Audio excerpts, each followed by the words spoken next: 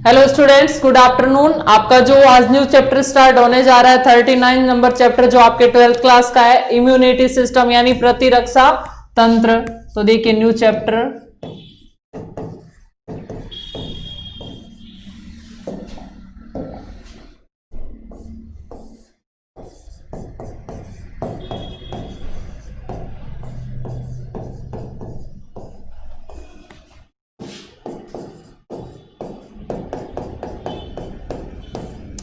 तो देखिए स्टूडेंट्स, इस चैप्टर के अंदर हम क्या पढ़ने वाले हैं, प्रतिरक्षा किसे बोला जाता है। शरीर में रोगों से लड़ने की जो क्षमता होती है उसे क्या बोला जाता है, प्रतिरक्षा या इम्यूनिटी पावर बोला जाता है।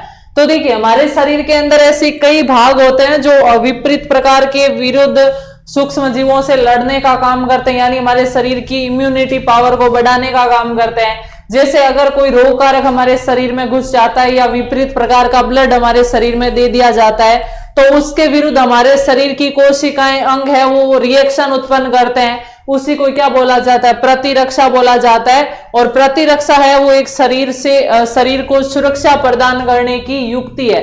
और प्रतिरक्षा उत्पन्न करने में हमारे शरीर की कई कोशिकाएं सहायक होती है। लिम्फोसाइट बोला जाता है, जो WBC का प्रकार है, वो एंटीबॉडी बनाकर शरीर की प्रतिरक्षा करती है। उसी प्रकार हमारी जो त्वचा है इस पर कुछ एंजाइम होते हैं, जैसे लाइसोजाइम एंजाइम, जो सूक्ष्म जीवों के विरुद्ध लड़ते हैं, प्रतिरक्षा प्रदान करते हैं। कुछ हमारे शरीर के द्वारा तरल स्रावों का निर्माण होता है जो प्रतिरक्षा करने का काम करते हैं। कुछ झिल्लियां होती है। तो इन सब का हम स्टडी करने वाले इस टॉपिक के अंदर। तो सबसे पहले हम देखते हैं प्रतिरक्षा तंत्र किसे बोला जाता है।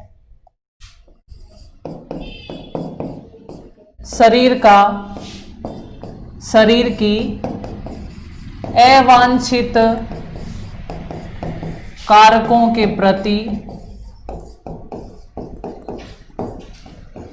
होने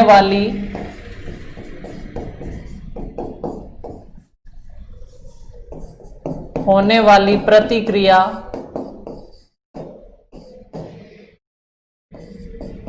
प्रतिरक्षा कहलाती है।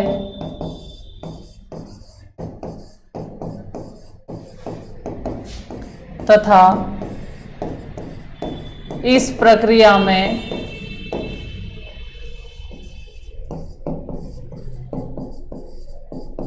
सम्मिलित शरीर के अंगों का समूह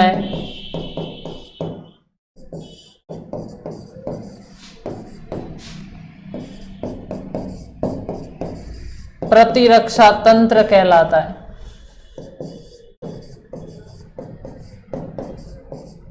ठीक है, तो प्रतिरक्षा होती है वो दो प्रकार की होती है। एक तो हमारे शरीर में अपने आप पाई जाती है, जन्म से ही पाई जाती है, उसे सहज प्रतिरक्षा बोला जाता है। और एक वो प्रतिरक्षा जो जन्म लेने के बाद जब वातावरण से प्राप्त की जाती है उसे अर्जित प्रतिरक्षा बोलते हैं। तो नेक्स्ट पॉइंट देखिए, प्रतिरक्षा दो प्रकार की होती है।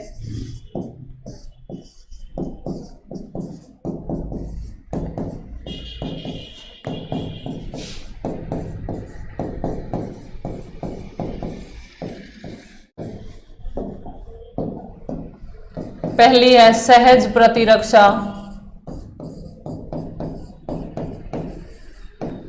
और दूसरी है अर्जित प्रतिरक्षा।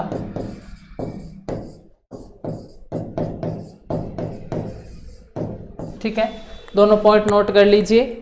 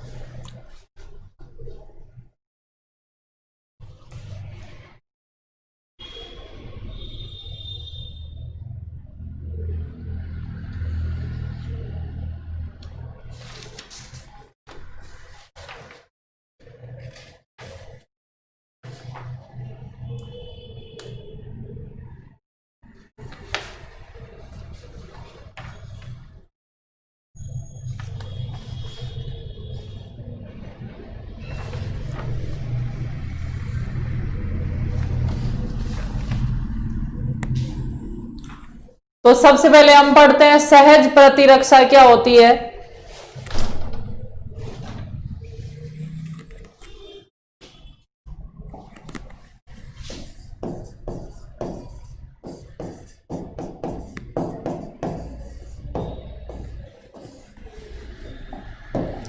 तो देखिए स्टूडेंट, सहज प्रतिरक्षा बोलते हैं कि वह प्रतिरक्षा जो व्यक्ति में जन्म से ही उपस्थित होती है, यानी जन्म से ही किसी बालक के किसी भी व्यक्ति के शरीर में कुछ ऐसे लक्षण होते हैं जो अवांछित कारकों के प्रतिक्रिया उत्पन्न करते हैं। कुछ ऐसी शारीरिक क्रियाविधि होती है जिससे अवांछित घटकों के प्रति प्रतिक्रिया की जाती है, तो उसे क्या बोला जाता है? सहज प्रतिरक्षा बोला जाता है। तो देखिए इसकी परिभाषा,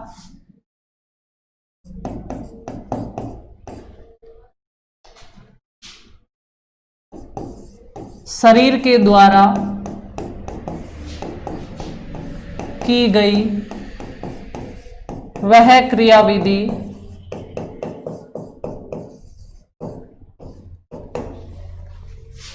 जिसके कारण बाह्य अवांछित कारकों के प्रति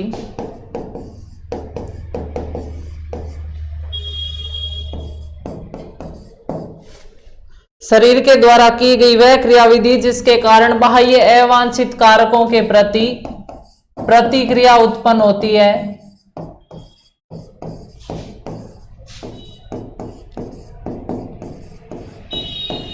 सहज प्रतिरक्षा कहलाती है।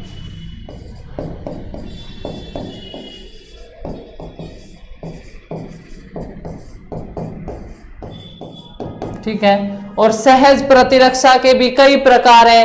शारीरिक संरचना में बनावट भी होती है, वो सहज प्रतिरक्षा प्रदान करती है।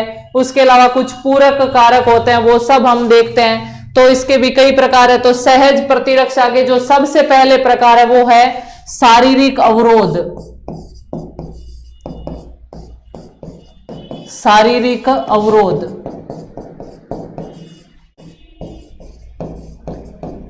शारीरिक अवरोध यानी शरीर की संरचना के अंदर, शरीर के अंदर कुछ ऐसे घटक होते हैं जो क्या करते हैं, विभिन्न प्रकार के रोगाणुओं के प्रति उनको प्रवेश नहीं कर देते हैं शरीर की संरचना में। जैसे हमारी त्वचा है, तो त्वचा की जो परतें होती है वो क्या करती है, सूक्ष्म जीवों को अंदर प्रवेश नहीं करने देती, अवरोध का काम करती है। तो वो एक प्रकार का शारीरिक अवरोध है जिसके अंदर क्या आएगी, त्वचा।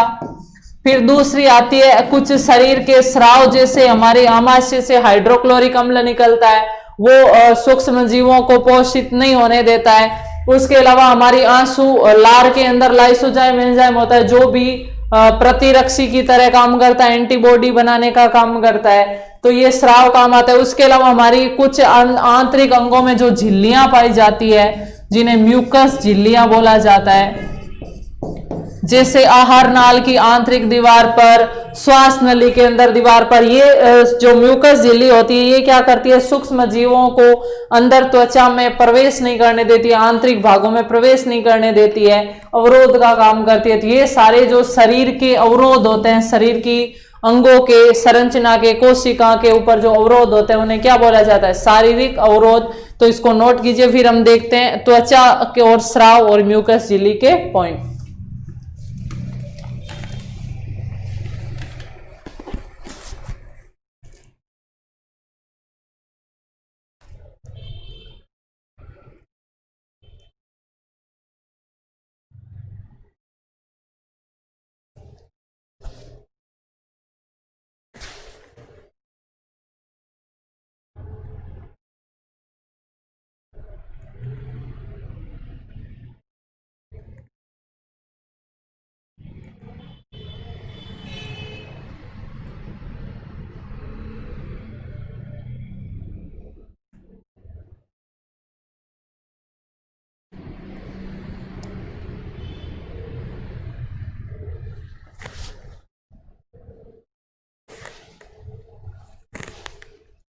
तो अब हम देखते हैं त्वचा क्या कार्य करती है, जो शरीर के स्राव है वो क्या काम करते हैं, और म्यूकस झिल्ली कैसे काम करती है।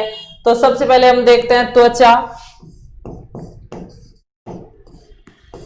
देखिए हमारी जो त्वचा होती है इसमें दो परतें होती है। सबसे जो बाहरी परत होती है इसको बोलते हैं एपिडर्मिस, और इसके जो नीचे वाली परत होती है इसको बोलते हैं डर्मिस। तो जो एपिडर्मिस भी 5 परतों की बनी होती है, उसमें जो सबसे बाहरी परत होती है उसमें जो कोशिकाएं पाई जाती है वो उसमें किरेटिन नामक पदार्थ पाया जाता है, और किरेटिन पदार्थ होता है वो किसी भी सूक्ष्म जीव को अंदर प्रवेश नहीं करने देता है, किरेटिन युक्त परत। ठीक है। उसके अलावा जो डर्मिस वाला भाग है इसके अंदर कई त्वचा ग्रंथियां होती है, तेल ग्रंथियां जैसे सीबम ग्रंथियां, त्वचा ग्रंथियां वो पाई जाती है। उनके जो स्राव होते हैं जैसे सीबम, श्लेष्मा, इस प्रकार के कई लार, आंसू, इस प्रकार के कई जो स्राव होते हैं वो भी क्या करते हैं, त्वचा पर सूक्ष्म जीवों को पनपने नहीं देते हैं, उनको अपने अंदर फंसा लेते हैं, नष्ट कर देते हैं। तो इस प्रकार जो त्वचा की लेयर होती है वो शरीर में सुरक्षा की परत की तरह काम करती है। तो इसमें हम लिखेंगे त्वचा की सबसे बाहरी परत एपिडर्मिस होती है तथा इस परत पर किरेटिन युक्त कोशिकाएं होती है।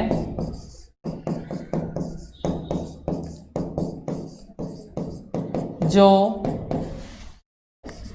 सूक्ष्म जीवों को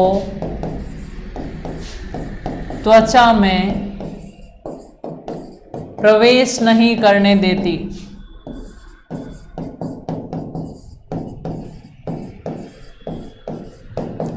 ठीक है, नेक्स्ट पॉइंट,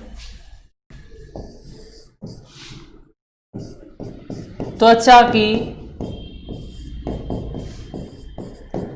आंतरिक परत डर्मिस होती है।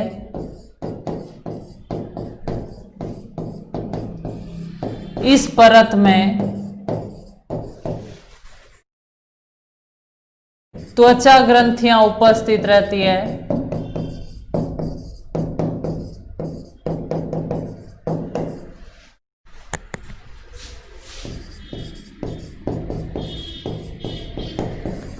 इन त्वचा ग्रंथियों का स्राव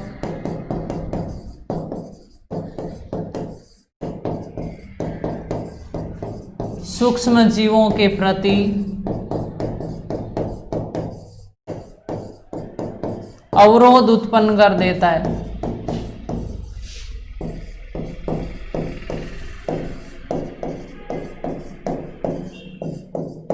ठीक है, नोट कर लीजिए पॉइंट।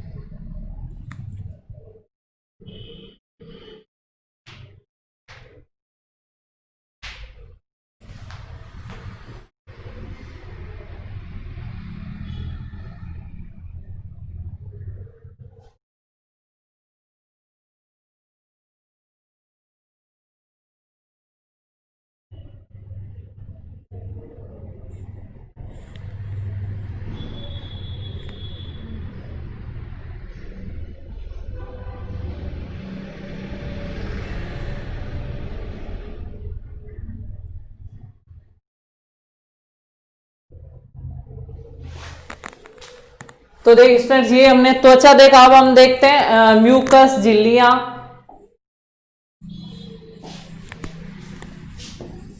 या इन्हें श्लेष्मा झिल्लियां भी बोलते हैं।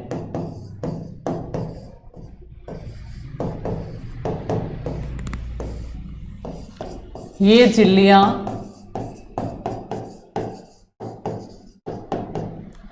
श्वास नली आहार नाल तथा जनन मार्ग के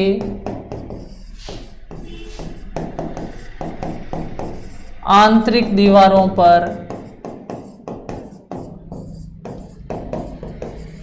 उपस्थित रहती है। नेक्स्ट पॉइंट, इन झिल्लियों के द्वारा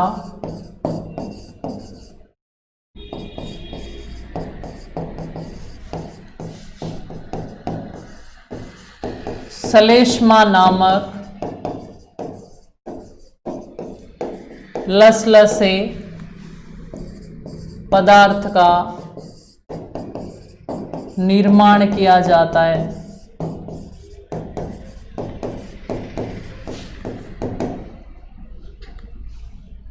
यह पदार्थ सूक्ष्म जीवों को आंतरिक अंगों में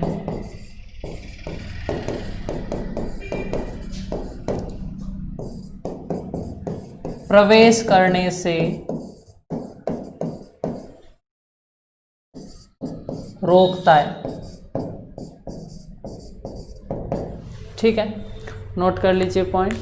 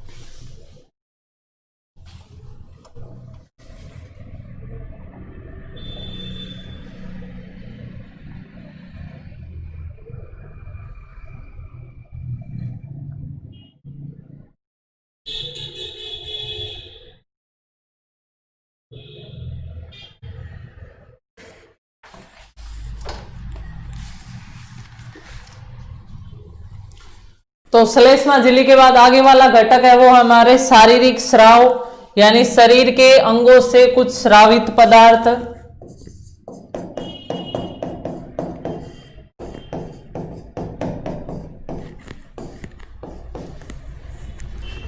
शरीर के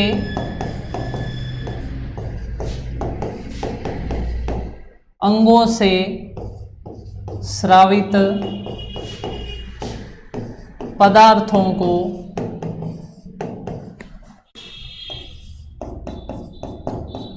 शारीरिक स्राव कहा जाता है।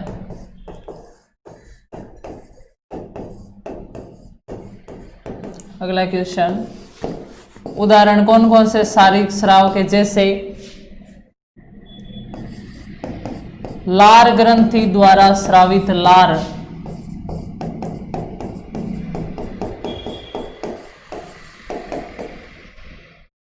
इस लार में क्या होता है, लाइसोजाइम एंजाइम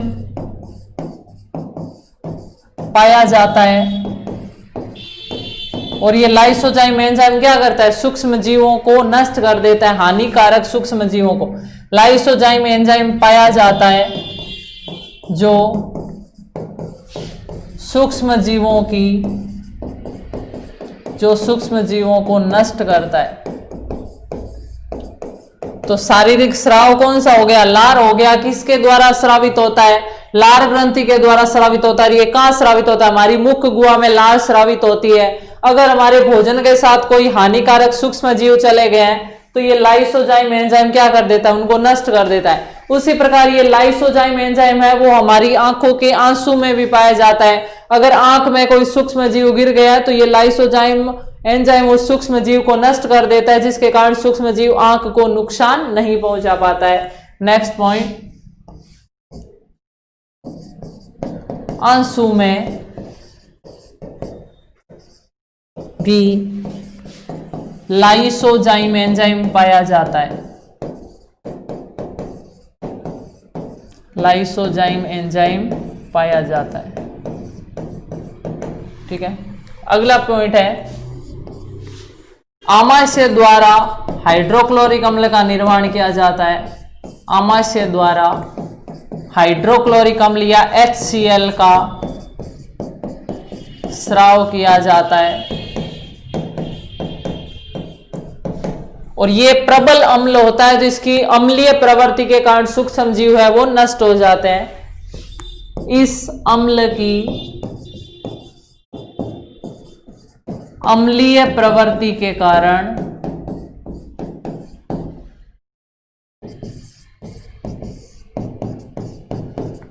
सूक्ष्म जीव नष्ट हो जाते हैं। ठीक है, नोट कर लीजिए। ये आपके शारीरिक वाला भाग पढ़ा था, हमने देखा था कि जो आपके शारीरिक अवरोध है यानी सहज प्रतिरक्षा का पहला टाइप हमने पढ़ा शारीरिक अवरोध। तो शारीरिक अवरोध में कौन कौन से थे? त्वचा थी, श्लेष्मा झिल्लियां थी और शारीरिक स्राव थे। अब अगला भाग हम जो पढ़ेंगे वो है आपके पूरक तंत्र। तो इसको शारीरिक संरचना वाले भाग को नोट कर लीजिए, फिर हम देखते हैं अगला भाग सहज प्रतिरक्षा का पूरक तंत्र।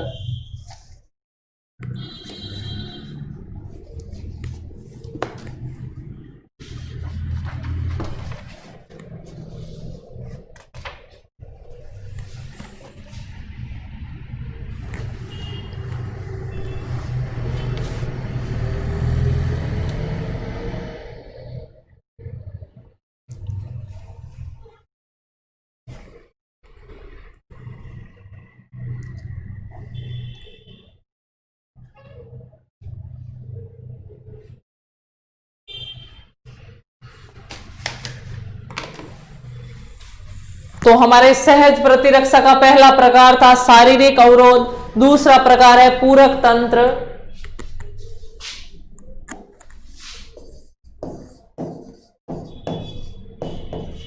देखिए, पूरक तंत्र किसे बोला जाता है? हमारे शरीर में उपस्थित कुछ प्रोटीनों का ऐसा समूह है जो सूक्ष्म जीवों को नष्ट करने का काम करती है।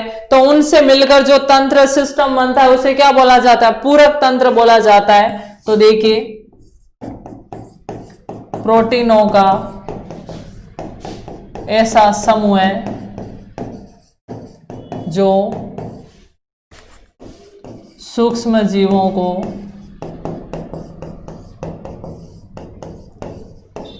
नष्ट करने का कार्य करता है। पूरक तंत्र कहलाता है।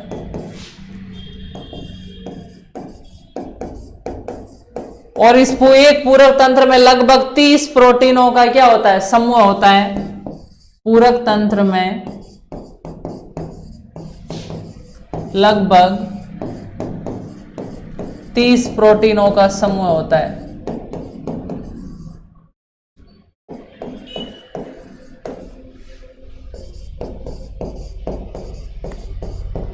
और प्रत्येक एक घटक को, एक प्रोटीन का एक जो घटक होता है उसे C से प्रदर्शित किया जाता है। पूरक तंत्र के प्रत्येक घटक को C से प्रदर्शित किया जाता है।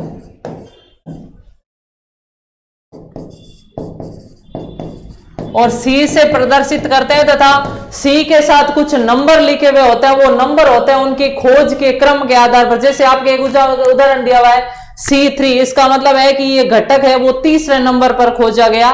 तो जो नंबर दिए हुए हैं वो उनके खोज का क्रम है। तो देखिए,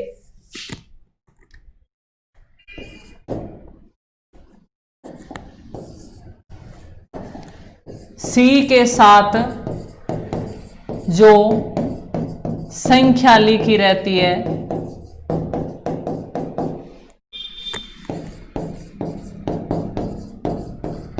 वह संख्या उस घटक के खोज का क्रम बताती है। ठीक है, उसके बाद देखिए पूरक तंत्र, ये प्रोटीन क्या करती है, ये प्रोटीन सूक्ष्म जीवों की कोशिका झिल्ली में छेद कर देती है और छेद करने से वो सूक्ष्म जीव मर जाता है, या ये क्या करती है, सूक्ष्म जीव के बाहर की तरफ एक ऐसा आवरण बना देती है, उस आवरण के कारण जो शरीर की भक्षण करने वाली कोशिकाएं होती है वो आकर उन पर अटैक करती है और इनको निगल लेती है और सूक्ष्म जीव नष्ट हो जाते हैं। तो ये प्रोटीन देखिए कार्य, पूरक तंत्र की प्रोटीन, पूरक तंत्र की प्रोटीनें सूक्ष्म जीव की कोशिका झिल्ली में छेद कर देती है,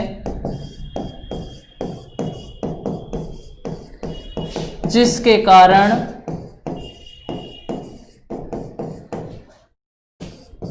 सूक्ष्म जीव नष्ट हो जाते हैं। तो ये पूरा तंत्र क्या कहलाता है, पूरक तंत्र कहलाता है। यानी सहज प्रतिरक्षा का हमने पहला प्रकार देखा, आपके शारीरिक अवरोध यानी शरीर की संरचना के द्वारा सूक्ष्म जीवों का विरोध करने के लिए जो अवरोध उत्पन्न किए जाते हैं उन्हें शारीरिक अवरोध कहते हैं। दूसरा हमारे आता है पूरक तंत्र, और इसके अंदर कुछ प्रोटीनों का समूह होता है जो सूक्ष्म जीवों की झिल्ली में छेद करके उन्हें नष्ट करने का काम करती है। नोट कर लीजिए। फिर तीसरा प्रकार जो हम देखेंगे इनका, जो आपके सहज प्रतिरक्षा का है, वो है भक्षाणु का, जो आपके अवरोध यानी भक्षाणु प्रवृत्ति की कोशिकाओं द्वारा सूक्ष्म जीवों को नष्ट करना।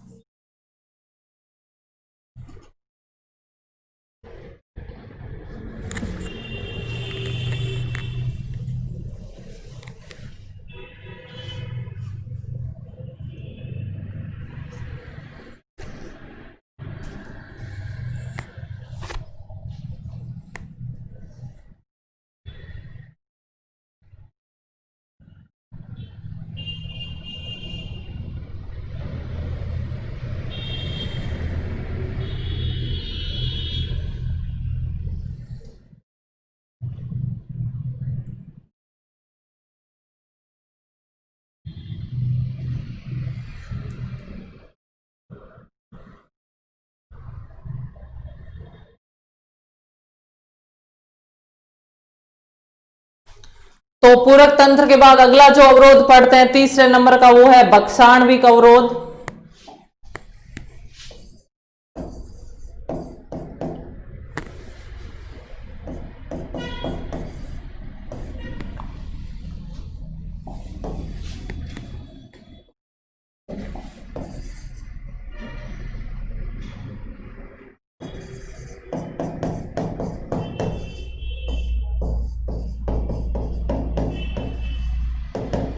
देखिए हमारे शरीर के अंदर कुछ WBC के प्रकार होते हैं, जैसे मैक्रोफेज, न्यूट्रोफिल, वो सब कोशिकाएं क्या करती है, भक्षाणु प्रवृत्ति की होती है, मतलब वो सूक्ष्म जीव को सीधे ही निगल जाती है, उन्हें घेर कर निगल जाती है और उन्हें नष्ट कर देती है, और इस प्रकार सूक्ष्म जीवों से हमारे शरीर की रक्षा करती है यानी प्रतिरक्षा उत्पन्न करती है। तो इन कोशिकाओं के कारण किसका निर्माण होता है, भक्षाणविक अवरोध, यानी जो भक्षाणु प्रवृत्ति की कोशिकाएं होती है उनके द्वारा जो शरीर की रक्षा की जाती है उसे क्या बोला जाता है, भक्षाणविक अवरोध। तो देखिए भक्षाणु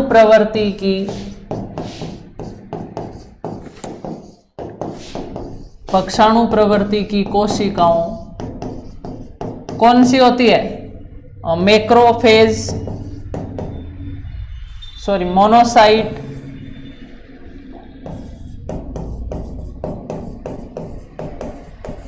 न्यूट्रोफिल,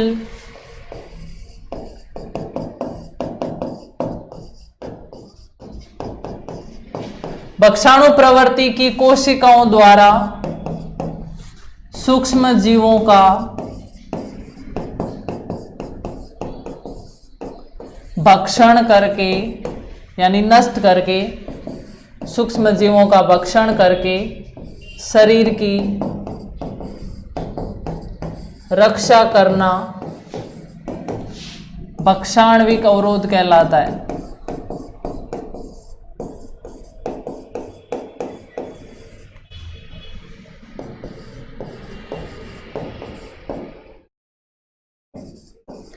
और उसके बाद अगला एक अवरोध आता है जो वो है प्रदाह अवरोध। ये है दूसरे नंबर का। पहले था शारीरिक अवरोध जिसके अंदर त्वचा, श्लेष्मा ग्रंथियां, स्राव वो सब पड़े थे। दूसरा था हमारे पूरक तंत्र जिसमें प्रोटीनों का समूह सूक्ष्म जीवों को नष्ट करता है। तीसरा या भक्षाणविक अवरोध और चौथा है प्रदाह अवरोध। देखिए स्टूडेंट्स, प्रदाह अवरोध क्या होता है, ये तीसरे नंबर का है। प्रदाह अवरोध क्या होता है कि हमारे शरीर में जब कोई सूक्ष्म जीव प्रवेश कर जाता है तो कुछ कोशिकाएं एंटीबॉडी जैसे कुछ एंटीबॉडी बनाने की तरह काम करती है और वो क्या करती है, हिस्टामिन नाम के पदार्थ का स्राव करती है और वो हिस्टामिन पदार्थ उन सूक्ष्म जीवों को एक जगह पर एकत्रित करके मारता है, जिसके कारण हमारे उस स्थान पर त्वचा है वो लाल हो जाती है, खुजली चलने लगती है, जलन होने लगती है, दर्द होने लगती है। ऐसी प्रक्रियाओं को क्या बोला जाता है, प्रदाह बोला जाता है। और इस प्रकार की क्रिया होती है जो सूक्ष्म जीवों को नष्ट करने की, उन्हें क्या बोला जाता है, प्रदाह अवरोध। तो देखिए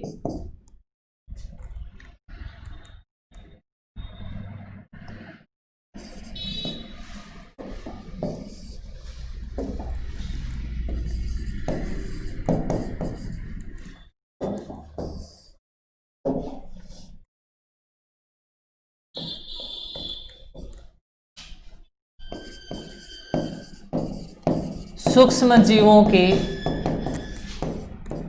विपरीत कार्य करने वाली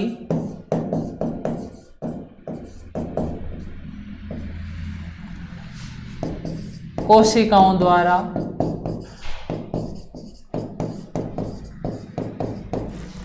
हिस्टामिन नामक पदार्थ का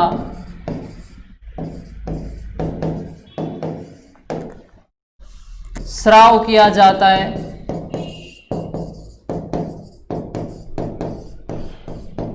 जो सूक्ष्म जीवों को नष्ट करता है, जो सूक्ष्म जीवों को एक जगह नष्ट करता है, जिसके कारण उस स्थान पर दर्द, जलन, दर्द, चुभन जैसा एहसास होता है।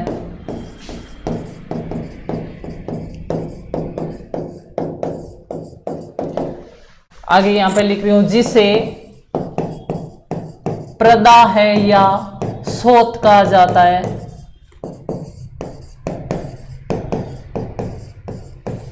तथा इस प्रकार का अवरोध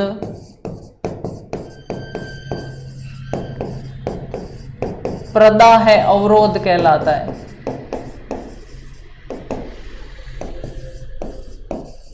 इस प्रकार का अवरोध प्रदाह अवरोध कहलाता है। ठीक है, नोट कर लीजिए। इसके साथ ही आपके सहज अवरोध वाला या सहज प्रतिरक्षा वाला पार्ट है वो आपके कंप्लीट होता है।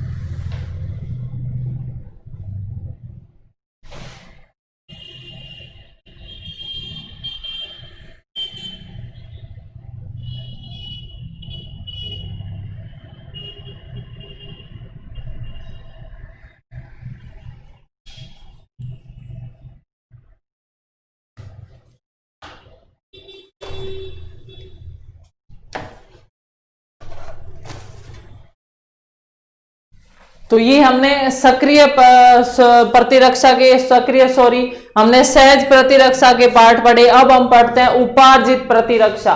तो सहज का मतलब है जो व्यक्ति में जन्म से उपस्थित हो, रोगों से लड़ने की जो क्षमता हो, उसे सहज प्रतिरक्षा बोला जाता है। और जब जन्म लेने के बाद शरीर में रोगों से लड़ने के लिए जो क्षमता विकसित करवाई जाती है किन्हीं टीकों के माध्यम से या किन्हीं दवाइयों के माध्यम से, तो उसे क्या बोला जाता है? उपार्जित प्रतिरक्षा बोला जाता है। तो देखिए,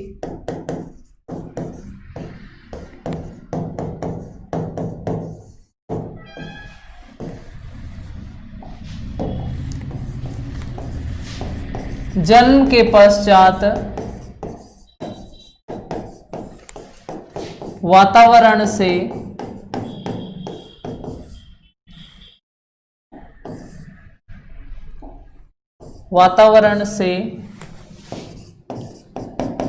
उपार्जित की गई प्रतिरक्षा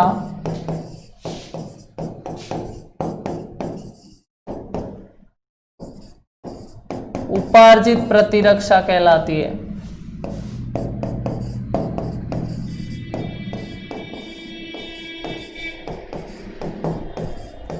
यानी जन्म के पश्चात जो वातावरण से प्रतिरक्षा प्राप्त की जाती है उसे क्या बोला जाता है? उपार्जित प्रतिरक्षा बोला जाता है। और इसके भी दो प्रकार है, एक होती है सक्रिय प्रतिरक्षा उपार्जित प्रतिरक्षा और एक होती है निष्क्रिय उपार्जित प्रतिरक्षा। तो देखिए, इसके दो प्रकार कौन कौन से हैं?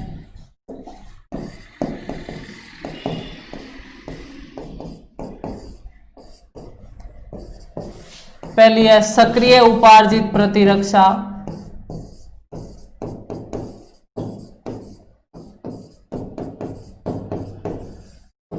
और दूसरी है निष्क्रिय उपार्जित प्रतिरक्षा।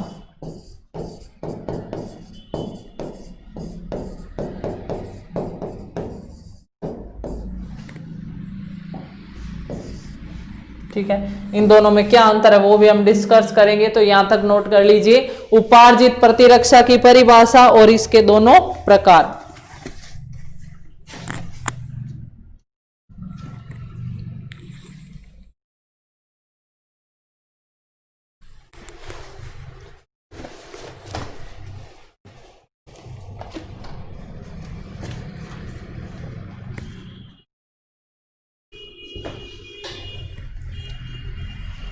तो यहां तक हमने सक्रिय प्रतिरक्षा, जो सहज प्रतिरक्षा और उपार्जित प्रतिरक्षा, सहज प्रतिरक्षा को हमने कंप्लीट पढ़ लिया।